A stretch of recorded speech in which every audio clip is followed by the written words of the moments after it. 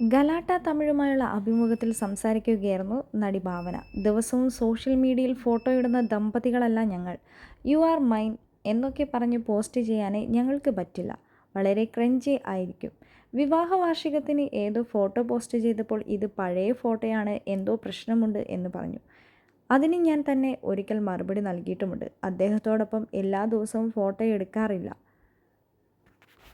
നിങ്ങളൊന്ന് ആലോചിച്ച് നോക്കൂ, അമ്മ എപ്പോഴും എനിക്കൊപ്പമുണ്ട്. ദിവസവും അമ്മയ്ക്കൊപ്പമുള്ള സെൽഫി എടുക്കാമോ? എല്ലാം സോഷ്യൽ മീഡിയയിൽ പറയുന്നത് പേഴ്സണാലിറ്റി അല്ല എനിക്ക്. അത് പറയുന്നത് കുഴപ്പവുമല്ല. അവരുടെ സ്വാതന്ത്ര്യമാണ്. ഞാനും അദ്ദേഹവും നന്നായി പോകുന്നു.